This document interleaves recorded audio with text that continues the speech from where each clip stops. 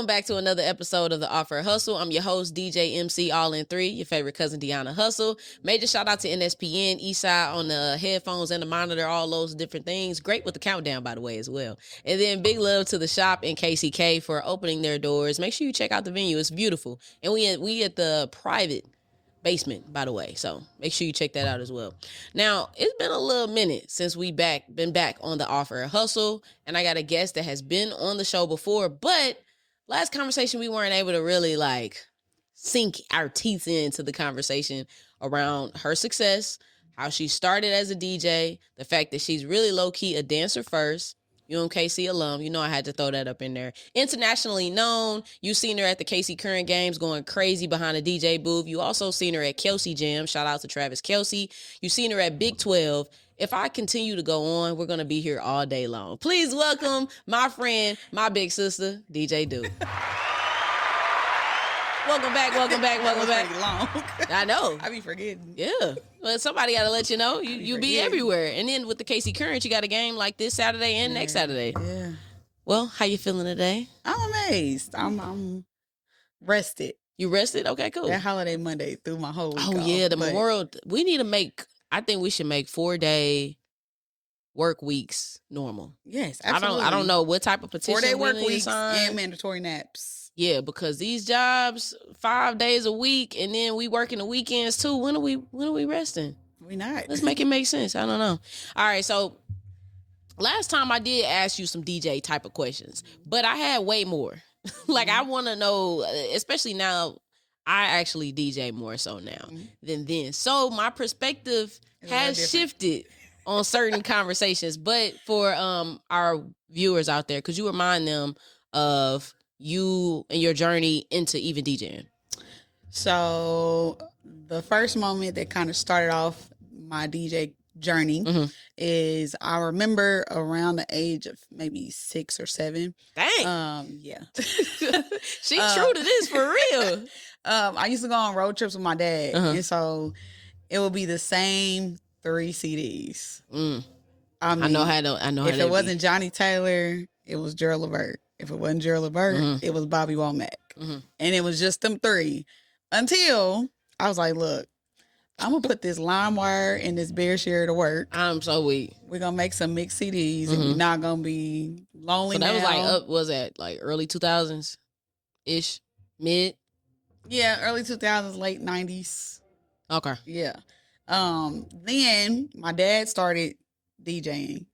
So most people would say DJing is blending. With him, he doesn't blend, but he got the music catalog. What is the definition of blend though? Because I've heard people say that, but what's the actual meaning? When it's a continuous beat. Okay. Not I turn this track down, turn this one Got up. you. Yeah. You just mix everything in together. And it's okay. From the time I start, it's a continuous beat going the entire time. Okay. But my dad started DJing when I was in middle school. While I was in middle school, he would take me to these gigs. So one particular gig I remember that kind of put things into perspective. He had DJ Hogan Preps. I don't know if it was Homecoming or I think it was Homecoming. DJ the Homecoming. He ducked off, went talking to the teacher. He's like, oh yeah, go ahead. You know what you're doing. Did you know what you was doing? I did, but yeah, the first song I played was the most explicit song ever. Oh God. Did you know it was explicit? No, he didn't have anything labeled. Nothing was labeled. So he's running no, turn it off. Do you remember what you played? No. But you just know it was bad. Like, ah, dang. So he ran up to the stage. He was like, no, change the song. He's like, girl, you got to watch what you... I'm like, well, I don't know what I'm playing next. I'm just playing what you got on. He was like, no. He was like, take the headphones. Listen to the track as this track is playing. Gotcha. Okay, cool. So me knowing the BPMs around that time, I was literally calculating it by my dancer ear. So you was knowing how to calculate BPMs from ear is different.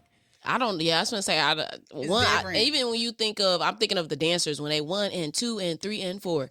I know how to say it, but it's not comprehending to me what I'm counting.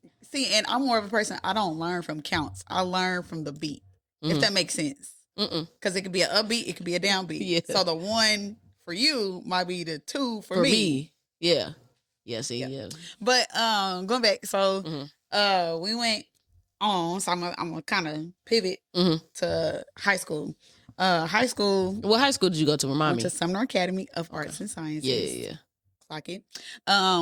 Went there. My junior and senior year, I remember my dad, he had some type of like connection with a guy. I don't think the place is open anymore, but it was like we threw like parties every Friday and Saturday. And like anytime we had like a Monday holiday, we'll throw something on Sunday.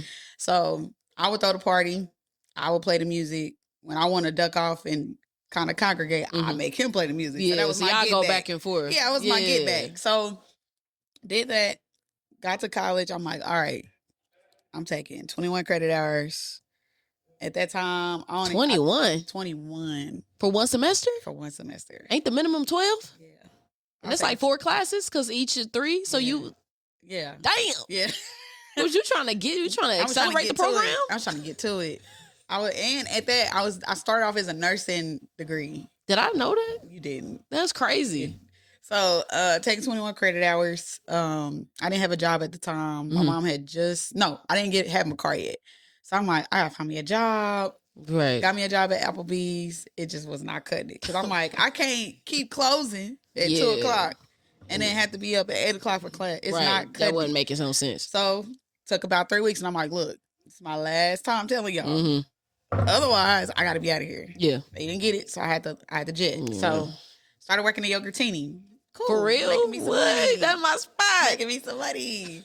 And then the Sigmas. The Sigmas, it was a Halloween party. I don't remember the year, but they was like, I met Asylum, which is now DJ New Light. I met him my freshman year as a dancer. Okay. This was right around because he was in the dancing back then too. He was in the conservatory, but around that time is when he kind of transitioned into DJing. So one day, like me and Reggie basically always like clicked. And so he was just like, shout out to Reggie. You should pull up, like let's have a session. And I'm like, okay. Didn't know what I was buckling up for. Yeah. I mean, that man, it was nice. I was in his room in tears. Like, that was trash. You're trash. Well, so wait, what were y'all playing on? So at that time, I had like a Newmark mix track. Like the platter didn't even let you like scratch. Oh, so I was literally like fingering I'm just trying. I'm crying. He's like, yeah, this is trash. Like nobody will be in your party. This will be so. I'm like, oh my god. He didn't put you through boot camp. Yeah, like it was hard, but that's gonna foreshadow to something else later. So did that with him for a couple months, and then the Sigmas booked me. Didn't have no speakers. My homie DJ Kylo, Chris called me. Yeah. I was like, I'll pay you to use your speakers. He's like, no, I got you, sis. Like, we both been going through the mud with this whole situation. Yeah. I'll let you use my speakers. So he brought the speakers, set them up. That Sigma party cracked so hard. That's crazy. I didn't really know what I was doing, but I knew what I was doing, if that makes sense. Yeah. But it was just more so me getting kind of the feeling of crowd control. Yeah. So, graduated. My major at this time was broadcast journalism. So you switched from nursing? Definitely. At this point? Absolutely. You was like, I gotta get out of here. So, switched it to journalism and mass communication. Had an internship at your job, Hot 103 Jams. Yeah. Had an internship with New Letters on the Air with Angela Elam. Oh, yeah. I forgot that was the name of it. Shout out to Professor Elam. So then I was like, okay, now that we're graduating, if we really want to do this DJ stuff, we got to figure out what the name was going to be. Because I went from Doona the Doopster to The Doopster. Okay, so that's a good question. I was going to ask that. Yeah. When did you come up with your name? So when you DJ'd the Sigma party, what name were you going by then? I was saying DJ Doop. Okay. They put on the flyer The Doopster or DJ Doopster. Okay. And I was just like, whatever. Whatever, yeah. At some point, I'm here. It's cool. Yeah, it's going to come back to it. So, graduate. I'm like, all right. Do I want to go as The Doopster or do I want to go as DJ Doop? And I was like, it's more marketable for me to be DJ Doop than The Doopster. I could do something else with The Doopster, but DJ Doop is what we're going to run with. The solid one, yeah. So I started with that. And then from there, everything basically became a word of mouth thing. So I made it a thing not to make a website. I didn't want no website. Only way that I wanted a website is for all my social medias to be on one page. Never made a website, which my website isn't under construction now, but yeah. Then basically I was just in the right rooms with the right people and even when I wasn't in those rooms, people that believed in me was in the right spots, basically. And everything everything lined up. Absolutely. But I didn't know you and Reggie was actually doing like DJ sessions. And that's something I be wanting to do low key. Cause I only be having one type of board to play with. So I be wanting to like try different things. So I'm putting that out there. I need you to organize with some trusted DJs cause I really want to work on like scratching. That's what I mean, but you got the technique down on your controller. The only thing that's gonna be different is how it feels. Yeah, I guess. I don't know. I know what sounds okay in my head. Like when I'm hearing something, I know I can be like, okay, that sounds good. But I feel like when I see other videos, I be seeing them do all type of tricks and not even tricks. I just see them doing all type of things, and I'm like, when I do it, it don't sound like that. It's gonna take a lot of practice. Okay. Because some people scratch different. Like, people have different scratch styles. The type of scratch you do is different. That's like, that sound different. Yeah, we need to take it back to the old school days. Because I feel like I don't be hearing people mention, like, oh, yeah, I'm over so-and-so house and we just DJ. I don't be hearing people say that no more. A lot of them don't. Well, a lot of us don't post. I will tell you that.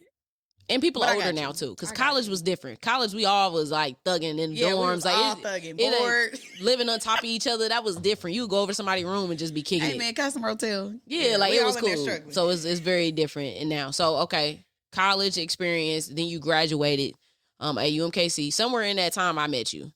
Because I came to Kansas City in 2015. So I walked a semester before I was done. Okay, that makes sense. So I walked in 2015. I think I met you in 2014. Yeah, probably. Yeah. So yeah. Well, no, 2015. Okay, so 2015. Yeah. So last year-ish that I was there is when I met you. Because you were still involved with K-Roo Radio too. Yeah, I was still doing my internship with Elam. Yeah. Okay, and so that's when we met. And I don't remember everything. Like back then, I just remember, we connected instantly. You was always mentioning stuff or being like, oh yeah, you should go here or you should do there. Like, always putting me on. And I was always missing because I was at work. Yeah, that makes sense. But when you mention the Sigmas, I always say shout out to the Sigmas because they were the first ones to put me on hosting. Yeah. Like officially hosting a party. And it was a Halloween party too. It was probably here right now. Thank God for them Halloween parties by the Sigmas at UMKC. Shout out to them because if it wasn't for that, we probably would have gotten opportunities. The paths would have still have aligned properly. But they definitely opened the door. They definitely opened the door for that. So after that point in time, how serious were you about DJing and taking it serious, or was it just an income? At first, it started off as a second basis of income. In college, it started off as a second basis of income. But after that, I was like, I really want to do it. Let's see how far we could take it. So 2015. Well, 2016 is when I officially graduated, but I was done. I was like, I don't even want to walk in 2016. Let me just go ahead and get this out the way in the winter. So once I'm done, I can just do what I want to do. Yeah. So I remember right after that is when I started doing like school events. So like Eisenhower Middle School, school I used to go to. I started doing a couple proms, couple homecomings. I did a sporadic period or phase of like school events. And then I was just like, I want to do something different. And I remember, I think it was, so 2016, I walked. 2018 is when my best friend passed. And I was about to completely like stop everything. I was just like, yeah, I'm cool. Like, something abrupt like that. I was not expecting that at all. And I think that was the year that everything kind of started like going to a good direction because that was when I got initiated into the Corps 2 weeks before this happened. So, damn. For that to happen and then that to be right after, it's like, what we doing here? What? Yeah.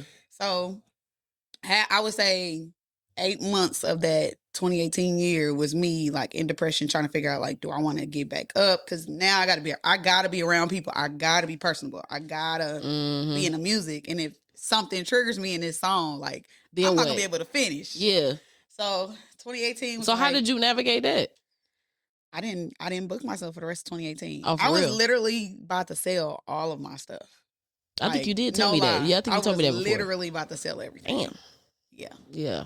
I didn't know about this in the midst. Yeah. Of course. I was going to sell everything. And it took Reggie. He was like, nah, just give yourself time. Like, just take your time. It's, you got to grieve. Just somebody that was at every gig, every big gig. So for that to happen within a 24-hour time, you at a gig with me and then you gone, that was just like, all right, Renita. Yeah, that's gonna mess up your mind. You like, what the hell? Yeah. So, and the next event you looking for her. Exactly. So around that time, I think I was still with Brian. I was opening for Brian at Empire Room. Mm-hmm. I've heard about the nights at Empire Room. My God. I wish I could experience some of these clubs y'all had back in like, what was that, like 2019? It started 2018? Around 20, I think I started DJing at Empire Room about 2014. And I heard, wait, is that the one that, so I've heard that location was like by Soul Cantina. Right across the street from Brick House. That's crazy. Right across the street. It's like a little restaurant right now.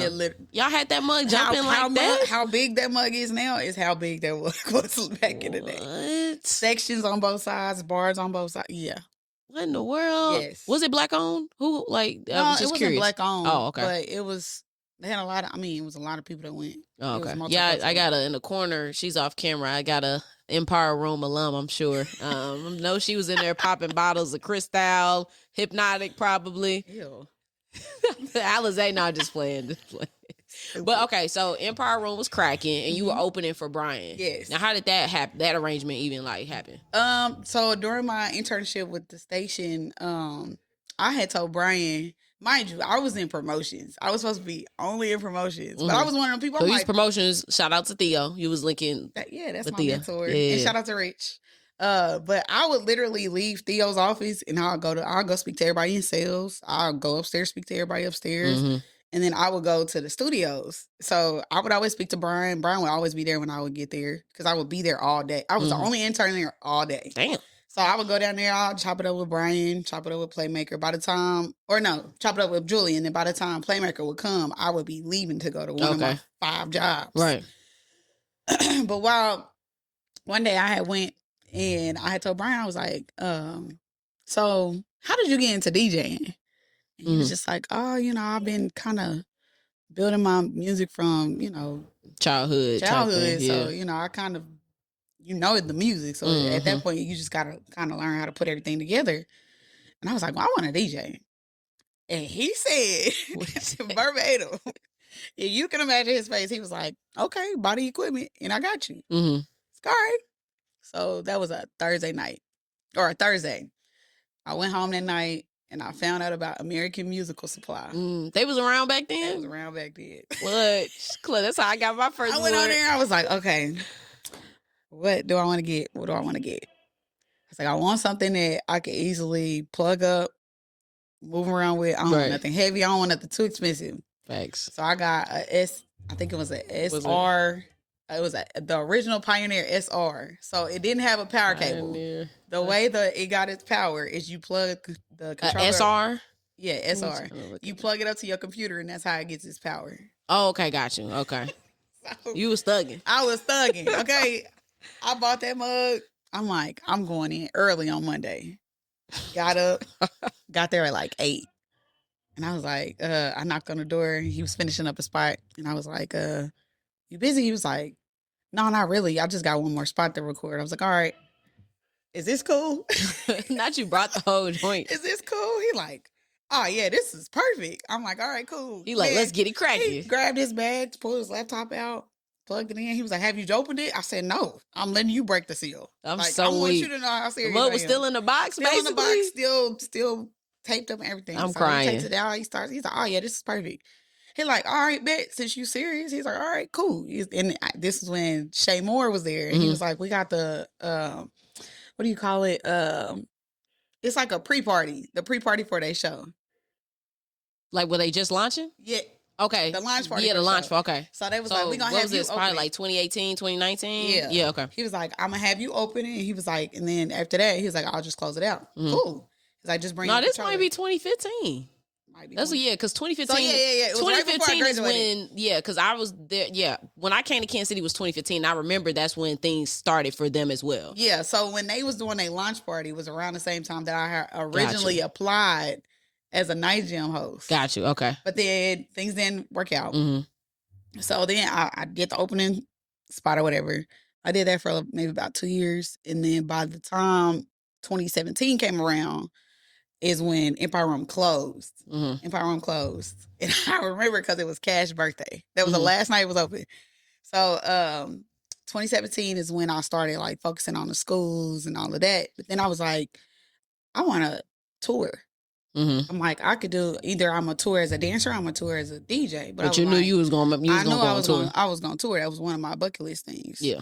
So around that time, EJ was throwing dance classes at, I think it was called the Mary Kelly Center. So I went. So ironically, I went on a day that they were doing auditions for Chris Calico's video for Talk About It. That's crazy. But you didn't have no clue. It just happened to work out. Well, I knew what was going on, but I didn't know it was like legit auditions at that time. I thought he was just teaching it, but he was teaching it and we was auditioning at the same time. Okay. Well, I couldn't come for day 2, which they wanted me to come for day 2. So I'm like, whatever. I mean, something else. Yeah, it is what it is. So that was 2017. Okay. 2017, I also started dating somebody. I'm helping them with their career. So I was still being booked, but I was still kind of getting back into the groove of things, you know, for everything going on with Empire Room. Right. So 2018 having my best friend pass. 2019, I'm out and about. And this was when the Chiefs had went to the Super Bowl. And because was this against the Buccaneers? Was that year? It was the one right. Yeah, I think it was because it was the one right before we lost. Okay.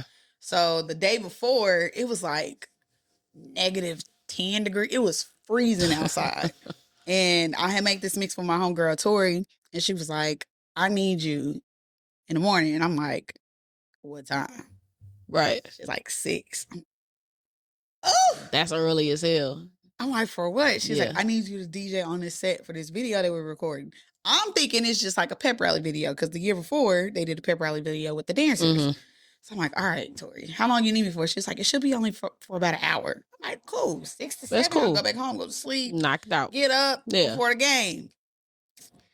It ended up being 6 to noon. Dang it. But unbeknownst to me, part of this video was for Chris's video for Running Back. So I'm just being me. I'm in the background, just playing music in between breaks. And if you know Doop, you know that she's going to be dancing behind the booth. Like, which I think is a really good thing because it's like, I don't really care if I see DJs that's just standing there. Like, you ain't vibing to your own mix. Like, you ain't vibing, but no, Doop will throw an 8 count behind the booth. So and will. Carry on. And outside of that booth, too. Yes, absolutely. I just had to throw that little context in there. She's a dancing DJ, as I like to say. So, that day, I was just, you know how people be like, all right, this was one take, we're going to take a break and we'll come back and do another take. So, I'm just playing music. At that time, I think it was, what's the name of that song? The dance moves look familiar. You know what I'm talking about? It's that song. Yeah, okay. So, that song had just dropped. So, I'm playing that song in between the breaks. And I'm just hyping up the dancers, like keeping them up. Yeah. Because we up with no coffee, no food. No it's early, just up. So, Chris's wife was watching me the whole time. And she was like, she later told me, she was like, yeah, I told him, like, I think you'll be a great cut for him for a DJ because, you know, you'll come off from behind the booth. You're personable. You're hilarious. You can dance. We can, you know, tie that into the show. A full-on personality. Yeah. So, he kept trying to have me, like, come to his house and, like, do an audition. But every time he wants me to come to his house, I'm booked. So around that time, Juvie was having a whole lot of, like, pop-up shows here. Yeah, I remember that. Yeah, so one particular night, I told him, like, hey, you should come here this night, this time. Well, when he looked at the flyer, by the time he got there, the whole show was over. So I'm, like, headed to the car. And he was like, oh, man, I thought I was going to see you then. I'm like, bro, it's like 2 hours after the time I told you it started. It's over. Yeah. So he's like, all right, well, we'll figure it out. So that was June. August, at the end of the month, they had just got back from Alaska. He was like, hey, he's like, I want you to come to my house on Sunday. He was like, we'll have a show on September 4th. Mind you, my birthday's the 3rd. So I'm like, oh, okay, cool. Do we have to rehearse on Friday? He's like, no. I'll give you the day off. Cool. So I go to Chris' house, and this is where Reggie going in on me foreshadows Chris. So I used to be a DJ. I didn't talk on the mic at all. I would hand the mic to somebody else before I would talk. Which I was okay with that. But Chris was like, nah, like, I want you to, like, demand. He was like, because you're going to be the first person they see. And most people, when they think of female DJs, they don't think of people that actually, like, take over a room. She's like, and he's like, and especially with you traveling with men, like, that's going to be an eye opener for people. I'm like, okay. All right. That's like, he wasn't wrong. Yeah. Man, that was the most brutal. Like, it was more embarrassing for me because I didn't know what I was expecting. I was expecting like, oh, I'm gonna just get the tracks, push play, say And get hey, it right. okay, a couple times. Yeah, and then you good. Yeah. Nah. That first day, he's like, no, I need you to change your voice for this show. It can't be no, hey, I'm DJ Doop. Right. Like, you need to change it to I'm DJ Doop. Right. So literally, and we about to do the dope. Literally, we was only supposed to be there for 2 hours. We was there for 5. Yeah. Like the drummer. And y'all were practicing. This is rehearsals? This was supposed to be rehearsals. Okay. But this was strictly on me. Like nobody else played a note, nothing. Damn. So imagine. So you was back at boot camp. Dang, okay. So Monday, Tuesday, that was all me. Wednesday, he's like, all right, this show is an hour and a half long. If you don't get it by tomorrow, you're not performing Saturday. To me, I'm like, oh, that's a challenge. Like, right, yeah, up rip. You're like, all right, cool. That's how we doing it, all right. When I tell you, I tuned everything else out. I was listening to all them songs that entire day. What's going? Yeah. So get back to rehearsal Wednesday night. He's like, oh, you got it. Yeah, I don't have a choice. Remember? Right. All right, cool. So Friday comes. It's my birthday. We go to Monarch. We kick it or whatever. Saturday morning, we get up, go out there, do the show, kill it. Next morning, he's like, all right, I'm going to send you the rest of the dates for the rest of the year. I'm like, oh, okay, cool. Yeah. So he was like, oh, yeah, by the way, we got another show on Halloween, but he wouldn't tell me who it was for. Okay. Mind you, I don't even know half these people that she performed with. I'm just here. Right. You the DJ. I'm just here to get a check. You know? Right, yeah. So second show we did, we went to Pelham, Tennessee. And it's a venue called The Caverns, but it's like a cave. Oh. It's a cave. But it's like, they take you to the trenches. Cave. That's so interesting. I'm the only idiot that's walking up to the door like, y'all got bats in here? Because... bats? Bats. Was it really? It was a legit So that cave. Was a valid question. Yeah. That's crazy. I'm going to have to look this up. But everybody thought it was funny. I didn't. Nobody else caught the joke. Where the bats at? I wasn't joking. I was serious. I'd be concerned. Do that show, killed it. I'm like, all right, cool. I think I'm in a good spot. Because now I'm like, I done came around the table. Me and Marcus made choreography to his song, Jumping Out the Window. So I'm like, oh. Like, right, you groovy. I'm in there. You in that flow state. I'm in there, yeah. I'm in there. So we did our run for, it was always a Denver run around New Year's Eve. And then after that, it was like, boom, boom, boom, show. Just rocking it, yeah. Yeah. So, when was it? 2022. Yes, 2022 is when I went to Canada. End of the year. How was that? Was it cold? Yes and no. So we did a 2-week run with Method Man and Redman. Oh, that's clutch. Yeah, that was so much fun. Tell us about that experience, though. It was so fun. Was it? I was the only girl on the production for both teams. So imagine you get to Canada. I didn't realize how like behind Canada was with some technology. So like when stuff launch here, like controllers and stuff, it takes them another 6 months. Oh, to get it up there. Really? Yeah. So this was when like the rain. I would think that they would be tapped in like earlier than us. Yeah. I thought so too. But nah, they when the rain 12 turntables in the mixer that matches it came in here, they had to ship it from the States up there. So by the time it got up there, nobody knew how to hook it up. So I'm like, oh yeah, I got this. Cool. Yeah, boom. Do y'all want me to plug into them or you want them to plug into me? They're like, you know what you're doing? Yeah. How do you want me to plug this up? Right. Let's get it done. Right. They're like, oh, you plugging it up. Cool. Plug it up. Do a sound check on both. All right, cool. Got anything else? Nah. So I got kudos from DJ Mathematics, which that right there was like. Whose DJ is he? DJ Mathematics is the originator of the Wu-Tang Clan's. Oh, I had all that logo and all that. Oh, that's tough. Yeah. Okay. So for me to listen, for me to watch, that's listen, clutch. And get kudos from that type of DJ, I'm like, yeah, I needed to get that on a wall. But cool peoples. That's clutch. Now, Method, we had like a delay in Canada because Method had to fly back to the States to shoot for Power. Okay. Well, while he was in the States, he tried to get back on a plane to come back, but the flight got canceled. Damn. So we had to delay the next show 2 days out. So y'all stayed in Canada for 2 extra days? We were supposed to have a tour date on a Tuesday, and then the next one's on a Wednesday. Okay. So it was like us driving from here to Joplin. That's how far the next city was. Got you. Okay. But because he couldn't fly back, we had to postpone the next one and basically move the day back for the original. Got you. Okay. Which was crazy. Then the last day is when I actually was able to get like a picture with them. That's perfect. It's like the cherry on top. Yeah, that was. I gotta feel. Yeah, I need to find that picture. I might have seen it when you posted it back then. Well, Methods was more so. It was supposed to be in a picture, but I made it into like a what do you call it? A GIF. Yeah, I think it's a gift. I don't know. Well, it's gonna be a gift today. It was definitely a gift. But I while I was supposed to take the picture, I was like, "Hey, I'm the quiet one." He was like, "Quiet my ass." And I do remember that. Yeah. I made his into a video, but I took like personal pictures with Mathematics, and then that's clutch. Me, Red, and Chris and Marcus all took a picture together. Yeah, since you have traveled and you've been on an international level, like outside of this experience, who's been some of those people you've ran into, or maybe was starstruck by, or just was like, "Oh wow, I didn't expect to meet or open for." So-and-so. 2 people. Well, yeah, 2 people injured. No. I'm going to say 3.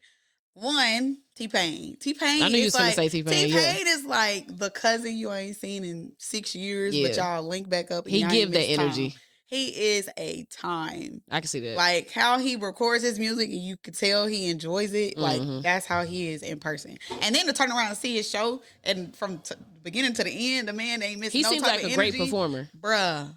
We were in there sweating out of our outfits. And he be dancing and doing the choreography and all. He be going crazy. And him, I don't know, him and DJ Monte, they got cracking that show. I don't care what nobody say. So T-Pain's one. Yeah. Nelly's another. Okay. That was the one when I had the orange hair with the pink jumpsuit. I think I remember this. Because I feel like you told me about it right before you did it. Yeah, well, the angle of the picture is like somebody was taking a picture from here. Oh, yeah. That was cold. That was my favorite. I didn't really get to have much of a conversation with Nelly, but more so like, you did your... Yeah, thing. Did your big one. That's about they be clearing out them stages. That's the only thing I just like. It wasn't even like they cleared out the stage, but like when we went on and after we got done, before he went out, it was like a 10 to 15 it's minute a buffer, window. But his security was like, he's trying to, get ready. And I'm like, I get it. Of course, yeah. I get it. After being on tour, like you kind of get it. Like you got to lock in. Mm-hmm. What's something people wouldn't expect about tours, or something that you now know leaving tours that you would share? Tours can be very exhausting.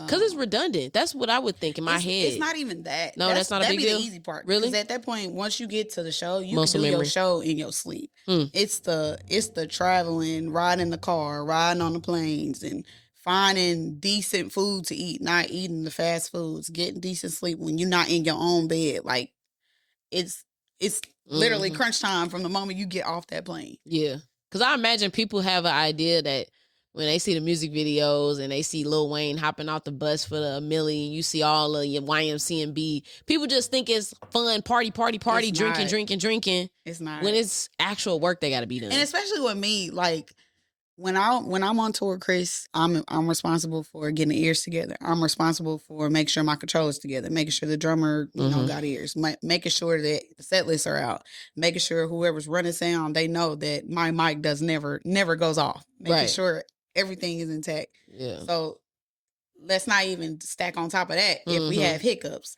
we don't have a talkback monitor. We don't have a monitor for you. We don't have this. We don't have that. Then I have to figure out different ways to make the show how it needs to be for him to be comfortable to come on stage. You mentioned something that I feel as a host, because you mentioned make sure my mic doesn't turn off. And I feel like that is such a small but big deal, because when you're in environments, I've done, like, of course, I've never been on a tour, but I've been at concerts and maybe hosted with other hosts. And sometimes the tech or whatever just be like, oh, here's this, or we'll turn it off. No. Do not turn it off, because you never know when I might need this. Something can happen. I would rather you give me a mic that has the off. No, that's what I'm saying. Give me an on and off. At all. Do not when do I that. come on, don't mute me at all. At all. And I hate when people have done that, because I've told people at times, especially when it might have been like I was the host, I have a little bit more power to say, hey, I don't need this. It's an on and off button. I know where it's at. Right. I trust and believe. If I'm having a side conversation, I will turn the mic off, or it won't even be in the vicinity. Right. But dude, just turn it on and turn it up. And don't have it too high to where it sounds like shots is being thrown up in this mug. And don't have it too low, because you know how many times I've had bad mic experiences at events? because it's so low. Now I'm over here yelling because I can't hear myself and they can't hear me. That's the worst. But yeah, when you said that, that just struck a nerve. It's like, if you tech or whatever, leave the mic on. And if you got somebody that you feel like is hosting or that you got to turn the mic off on, maybe they shouldn't be up there. Yeah. Because it's not, I don't know. So question for you. Since you've done a variety of events, you've done a bunch of different type of school events. I mentioned Kelsey Jam and your involvement with that. You DJ for the KC Current. Also Big 12. You was going crazy. And the first WNBA game Kansas City has had in a very long time. I think it was 2005. Years. You were DJing for that as well. What's something that you, or an event type you would never do again? Or something that you're like, I got to get in the right mindset if I dip back into this type of space. Never again. Ooh. I don't think there's anything I would never do again. Yeah. Now that I'm more experienced in DJing, things have to be organized. Yeah. And if I get the inkling that it's not, I'm just not going to be affiliated with it. I do miss doing showcases. I just did not like that people weren't organized. Mm-hmm. Like, why don't we have this order? Anytime I've seen showcases, it be all over the place. Yeah, and I don't like that type of chaos. Yeah. Like, I feel like I'm not a messy person. I know where stuff is, and I'm very particular. I'm a perfectionist. So, like, even if, like, one thing I did love about tour is when you have the run a show. Hey, this person's set is going to start at this time, and at this time, if they go over a little bit, we still have 10 minutes between the next act and that person. Facts, yeah. So that was the part I did not like about showcases. It was just like, why couldn't we have this set list ahead of time so people know what time I'm trying to give people music. They ask me when they're going on. Yeah. I don't know. I'm just playing the music. Yeah. I'm not even the host. The host is not here. The promoter's not here. It's all just over playing the place. What's going on? Yeah. So then I'm like taking into consideration. Now I take a notebook with me everywhere. So I'm like, you know what? The order y'all bring me y'all music, that's how y'all gonna do it. Yeah, that's real. And that's why I told Brian it's not that long ago, but I'm like, I still don't consider myself a DJ. Hey, they ain't gotta make that face. Hey, I have a video of you telling me I was gonna DJ like many moons ago, though. It's so funny. I'm glad because I told you this. You did tell me that. I told you. No, bro, I'm not DJing. If anybody really knows you and they know me, you used to get on my tables all the time. Yeah, you used to do it. Yeah, so that's why I'm like, girl, shut up. Yeah, well, I was like, nah, I'm cool. I got my lane. I'm not the DJ. Duh. I'm taking that. Make sure we rip that or clip that. What the kids be saying? Clip that. Chats in the W's in the chat. Whatever the kids say. But dang, I almost lost my sauce over here trying to play with Gen Z. I done lost the drip and the sauce. Let me go to this next question I have for you. Maybe it'll come back home. The FIFA World Cup is coming to Kansas City, literally within the next week or two. You are one of the DJs that will be DJing throughout some of the festivities that they have going on. I know it's a bunch of events that are happening in pockets. I know the matches are actually happening at GEHA Field at Arrowhead. Or Kansas City Field. Kansas City Stadium is what they're calling it, or field, I guess. Kansas City calls it Arrowhead. Yeah. We call it Arrowhead. But you'll be a part of that. How did that collaboration even happen? What phone call was that? Honestly, there was no phone call. I've done a couple events with the Boulevard Brewing Company. I'm just kind of like connecting the dots that I think are there. I don't know precisely how this happened, but one of the guys, if I'm not mistaken, works for Boulevard Brewing Company, and I've been doing their like employee party the last couple years. But they reached out to me via email, and I was like, "Hey, we see you're doing great with the current still." Blah, blah, blah. They saw you doing your big one. Yeah. And they were like, we'd be interested if you want to participate. And I'm like, heck yeah. What? Right. Yes. Please. This is up my alley. Absolutely. Call me now. Yeah. Well, they sent me an email. The emails have been nonstop since then. And it didn't feel real until the actual graphic dropped. Yeah. I was just like, wow. That's tough. So yeah, congratulations to you on that, because even that, I mean, it's official. I mean, so seeing that was like, dang, hey, shout out to all the DJs that are listed. Tech9 will be a part of that. It's a couple other acts that'll be Chainsmokers. I'm on the day that the Chainsmokers are performing. And where is that located at? So FanFest is where the Liberty Memorial is. So World War I Museum, basically. Okay, across from Union Station. Where Chapel Roan was when she was here. Oh yeah, I did see her going crazy. Yeah. Okay, cool. Okay, so we will make sure we support. Make sure y'all pull up for the Fan Fest. What dates? I'm putting you on the spot. If I'm not, I will be there on the 13th. That's what we care about. June. We care about when you will be there. Fan Fest technically starts, I believe, on the 6th or 9th. Okay. And goes until July 19th-ish. Mm-hmm. Okay. Now switching gears, maybe about a year ago, dang, it's been a little minute, on this here podcast, I had a conversation about Kansas City nightlife. And I had a video. They did some decent numbers. It got a little bit of traction. Nothing too crazy. It didn't go viral or nothing. But it got some traction. And I was ultimately saying that, at least in that time when I've experienced Kansas City nightlife, I felt like it is more so a bar hopping, event type based city. Less of a club party. Let's go to the strip. Let's hang out to 4 or 5 in the morning.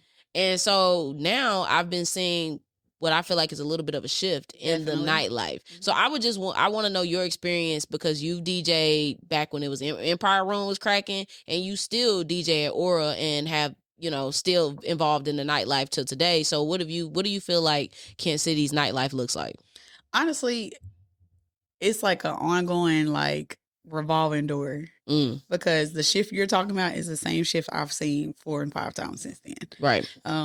I am glad that it is a lot more people that are stepping up to throw more events to cater to the type of audience or the type of music that they want played.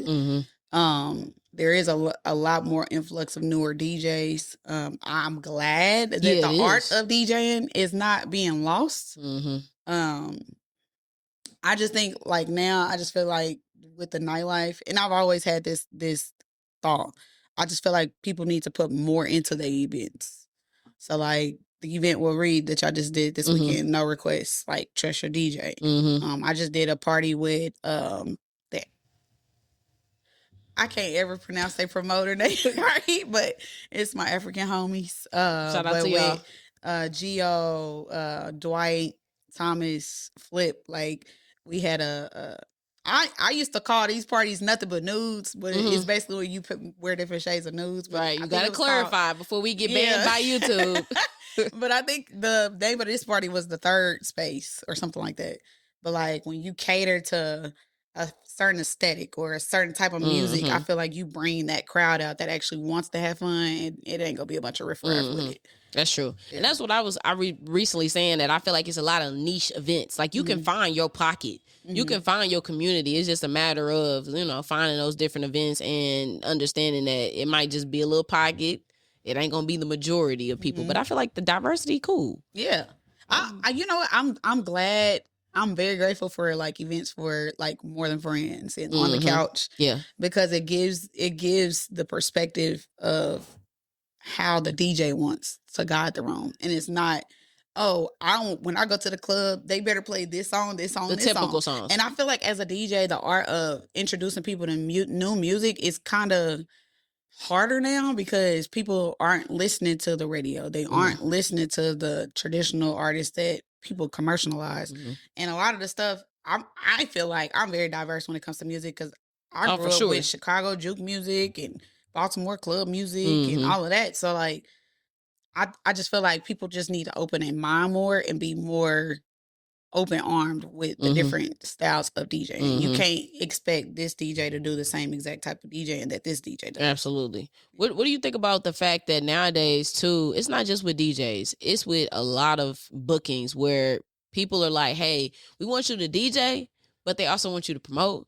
They want you to be the content creator. They want people to be so how do you feel around that? I'm glad I don't have to deal with that, because I mean, alone, and we just had this conversation, like, just from Friday to Monday, like, I was exhausted.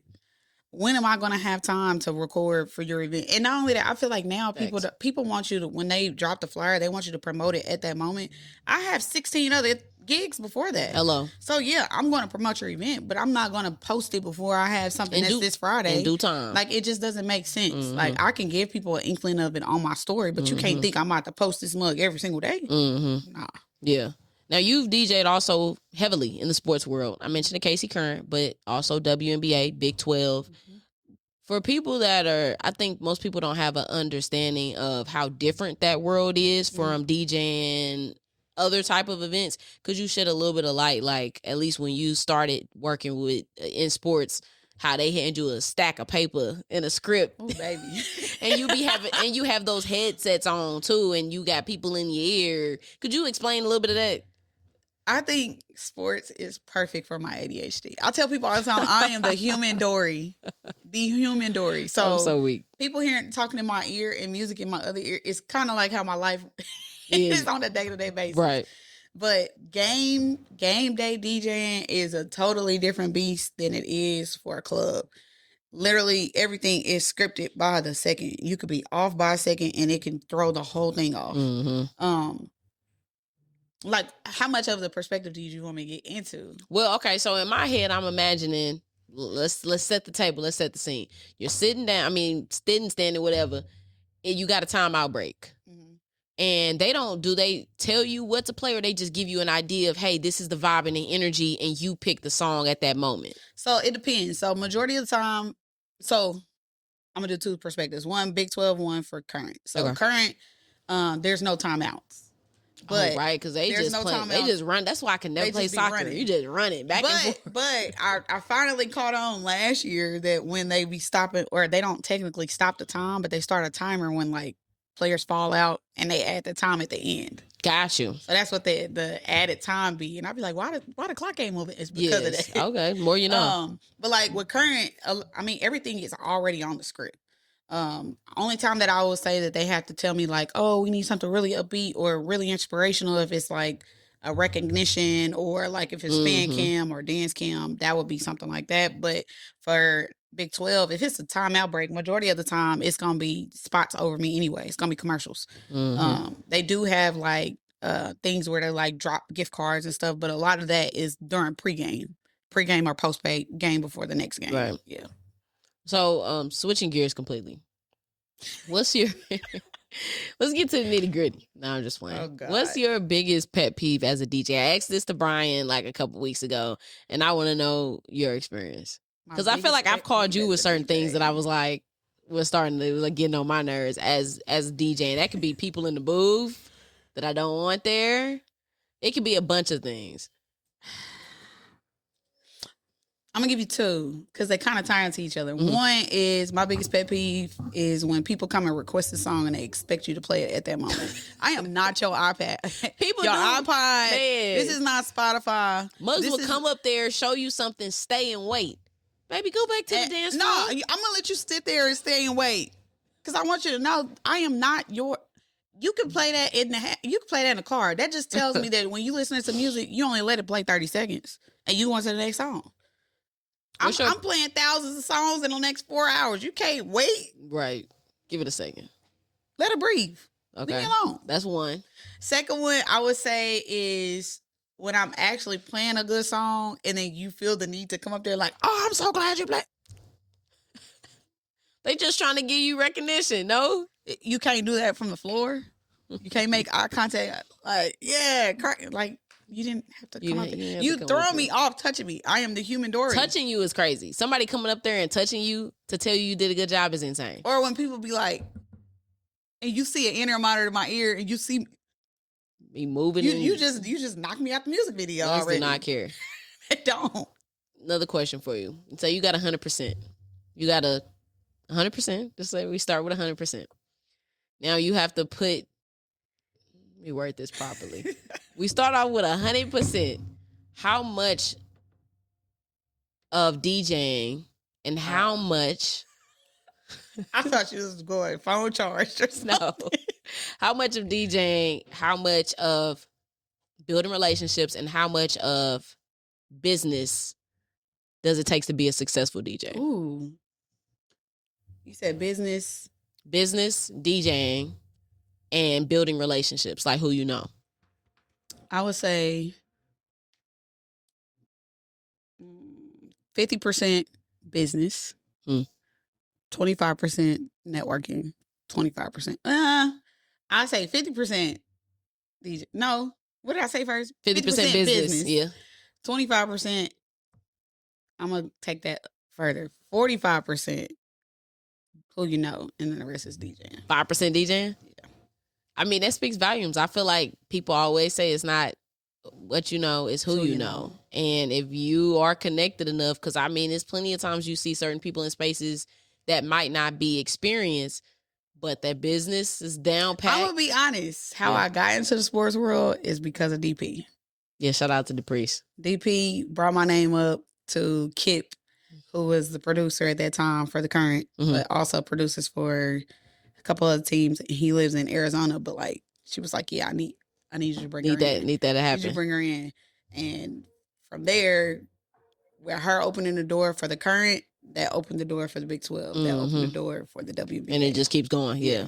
What's any advice you would have for a DJ that's interested in trying to make that transition to be more in sports? I would say kind of reach out to different sports teams. One, to kind of know what you get into. A lot of people thinking that they about to just go in there and DJ like they DJ a school event or a party, and it's definitely not different ball game. Kind of get into if you're in college, kind of get into the sports world there.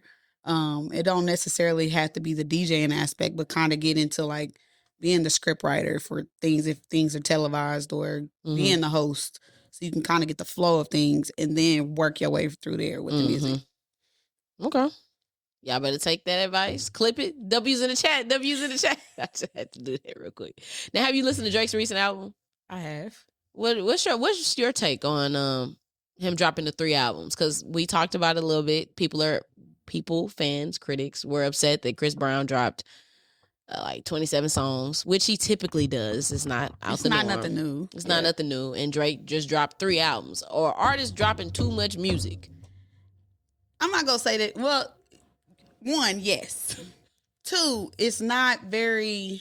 I feel like music nowadays is very microwavable. Like I feel like during the era of Michael Jackson, or even let's go to like Tupac or Biggie, there are songs that you could play from them nowadays and it still hits like it just came out. Absolutely. And I feel like with so many new songs coming out, like you can't keep up with it. Like at what point is it going to be more intentional music dropping?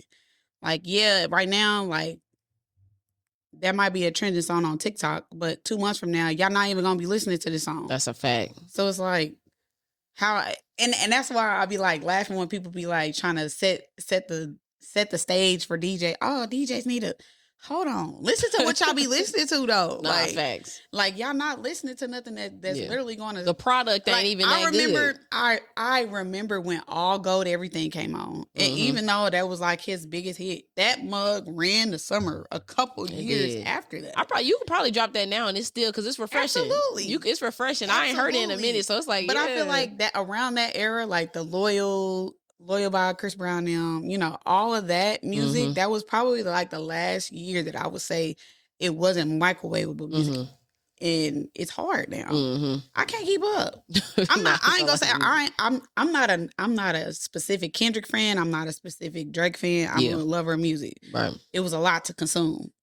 And as a DJ, people gonna automatically assume that you're gonna play some Drake. So I gotta listen to this all night. No, people to go through all three albums. It's certain artists that you can't do a party with and not play, in my opinion. Now there has been artists that I might like. You should probably play, and I might not play them at certain functions. Yeah, but like people will request Drake. Yeah, I be having people that be asking for Drake all the time. I'm like, he's coming. Wait. Just let him breathe. Iceman on the way, baby. Please let him breathe. Let him breathe. You work with a lot of artists. You put me on the sway. I still listen to his music. Like, he got some bops. That's my dog. Yeah, he still got some bops. Shout out to Doop Truth. We had him here on the show, of course. And I told him the reason I found out about him was because of you, because you were like at one of his shows back then. And I think you told me. So I was like, oh, shoot, I'm going to slide on by. And so that's how I got hip to him. And other artists, too. So you've seen firsthand when it comes to artist development.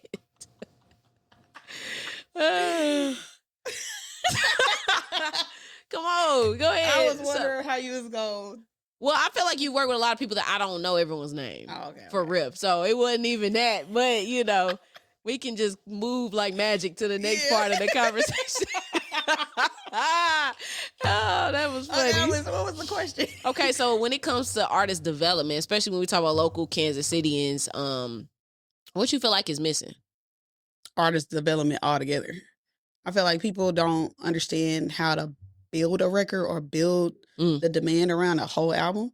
And when you mean it like social media, like just kind of building the hype just around in general, like I feel like people now, I mean, I feel like the whole era of streaming kind of like segued and like moved people from actually getting out there grinding. You know, what happened to people going to different cities performing? What happened to people, you know, pushing their record or going out to support a DJ and, hey, I got a new record.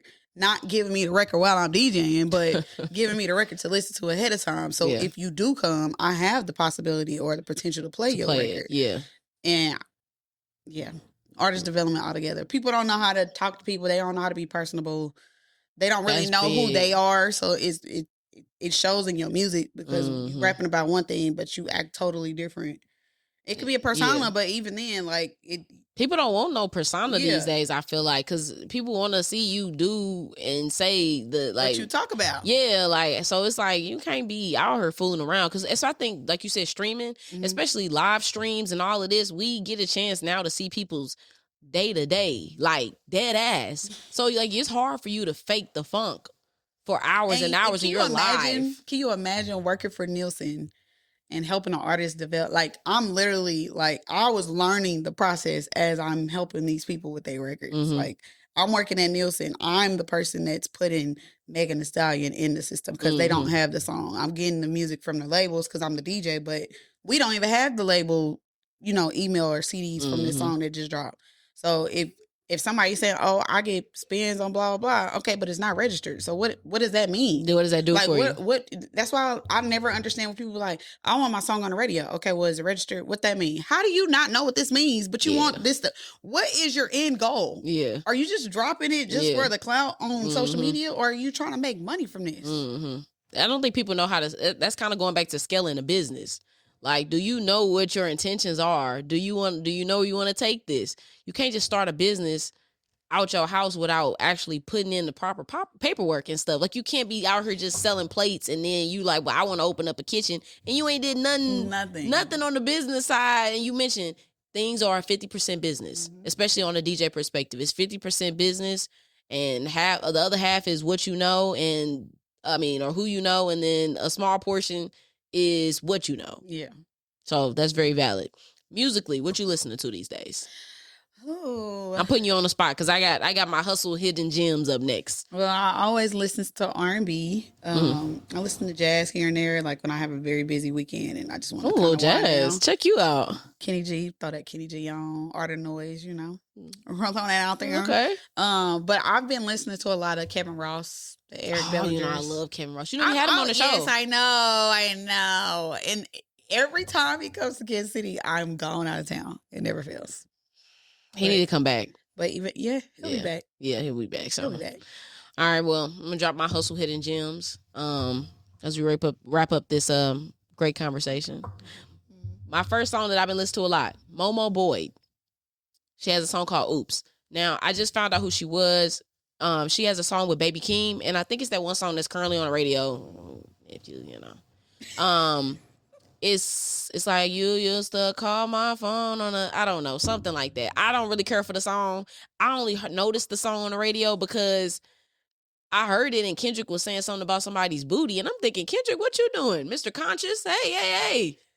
If you don't tell us to put the poles down.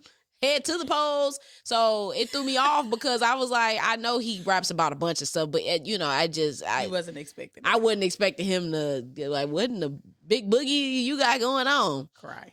So, but the singer on that hook, her name is Momo Boyd. She has a wide range of different like styles with music. I think it's Infinity Stone she's teamed up with too. That might be her band that she's a part of. I'm not 100% sure, but fire song. It's called Oops. Listen to it. Check it out. Other one, I might butcher her name. I think I got it right. K1. Yeah, K1. Yep. Touch Myself. Yeah. Hey, K1's she in on that a one like, she in that one. Yeah, I've been working on it all day. I didn't really illustrate it that way properly.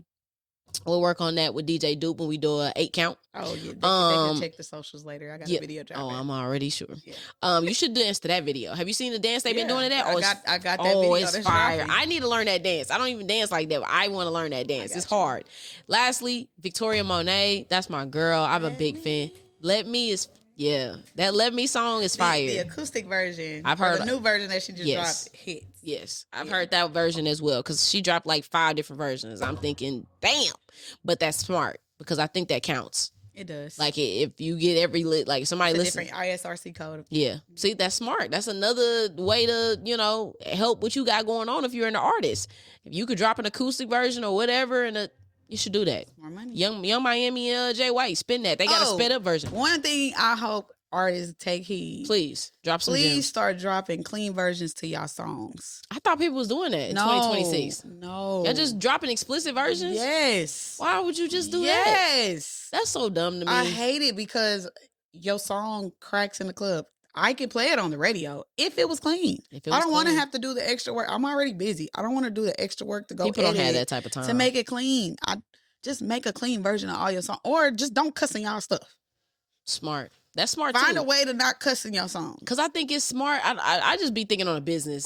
We can go on about this all day long, but I'm thinking of a business. If I wanted to rap about a song, I would make a song that's either a dance record, like a Drake type of Sexy Red joint, like a Rich Baby Daddy or that new Cheetah Print joint. I do like that. I would make some little fun song. I might cuss. If I do, I would have a clean version. And if I decided to maybe be like, I want placement in certain places, I would make a very clean song. You hear, like clean cut, like business wise. When I say that, I mean mainstreamish. Yeah. Like Pull Over with Ludacris. Not a fan of that song, but he's gonna get placement. Absolutely. And same thing with Let Him Know, T.I. I mean, he cussing in there, but he's getting placement in plenty of places because it's just like an energetic, nice, fun track. And don't be scared to like rewrite the line that you were cussing in to make it say something else. Like I be doing it all day long. If B King could do it, y'all should be able to do it. I didn't listen. I been listening to a clean B King song sounds criminal. I gotta go find What's up, Shay? What's up, Lynn? What was he saying? That wasn't a fool on that. Yeah, but okay, but you said what's up? Like he swapped out the names for something else. No, he swapped out the word ick. Oh, okay. Yeah. Smart. You gotta be smart. Yeah. Think smarter, not harder. And stop thinking with your emotions. That's it. That's all. That's real. We're gonna drop the mic off that. That can be deployed to plenty of people. I'm talking to you. Thank you for your time. I appreciate you. I ain't gonna keep you all day long. Thank you for coming back to the Offer and Hustle, Doopster. You're always welcome. Thank you.